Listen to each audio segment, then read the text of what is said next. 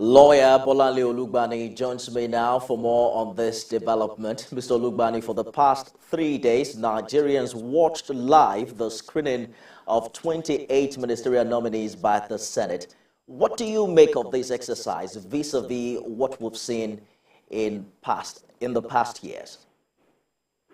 Well, first of all, thank you for having me.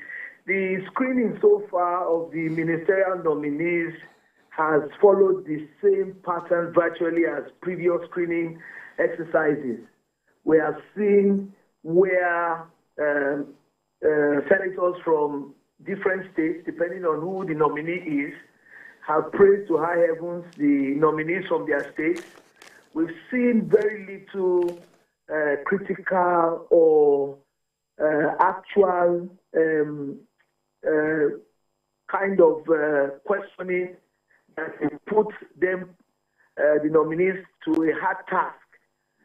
We've seen on occasion also a nominee being asked to take a bow and go. So it has followed the same pattern virtually, and the ruling APC, which is the dominant number by majority in the Senate, will, by majority vote, be able to approve any nominee presented by the president. So it's followed the same pattern virtually. So the Senate received the other list today. 19 more nominees put together. We're probably going to have some 47 ministers if they are all confirmed by the Senate under this administration. But opinions seem to be divided with this new list that has at least 5 former governors. What do you make of the names at first glance?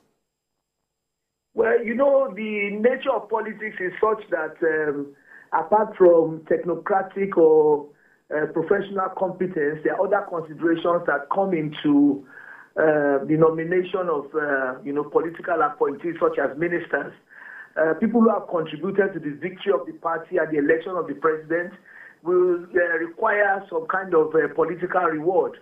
Ministerial appointments, executive appointments are one way of rewarding those who have worked hard and delivered for the success of the incumbent president. So, but I think the general perception is that we are seeing a lot of ex-this, ex-that, ex-commissioners, ex-ministers, ex-governors, and though they may come with the requisite experience to be able to handle whatever portfolios they are handed, it appears that we are regurgitating known faces, known elements, and there's no new factor in all of these persons.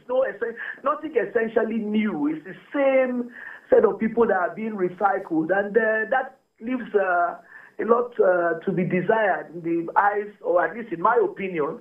And I wish that we had newer faces. But aside from that, the president has the power under Section 147 subsection 3 to appoint one indigene from every state to become a minister.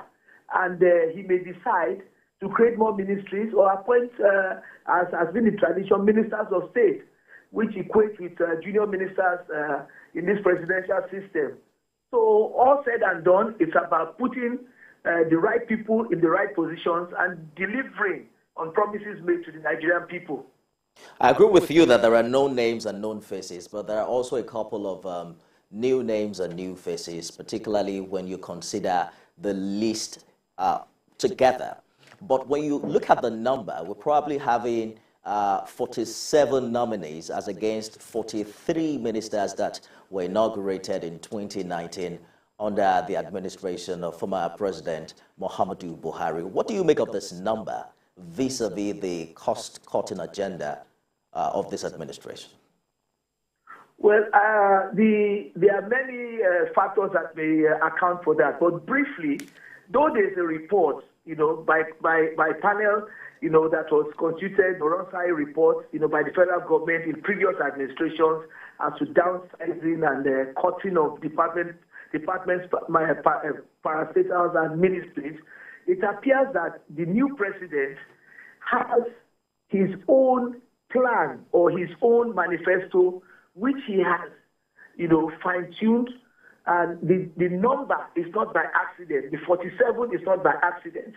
He may, for the sake of efficiency and service delivery, have decided that certain persons, ministries, parastatals, and agencies need to be handled, with a representative that reports directly to the executive. And so that may account for the new number for the sake of efficiency and performance. So it's not a surprise. He has the power to appoint at least one indigene from every state, but it's not limited to 36. He may decide to appoint 60 ministers as long as they do or can perform and help to administer properly. Legal practitioner Bolanle Olugbani, thank you for sharing your thoughts with us on the news today. Thank you. Thank you.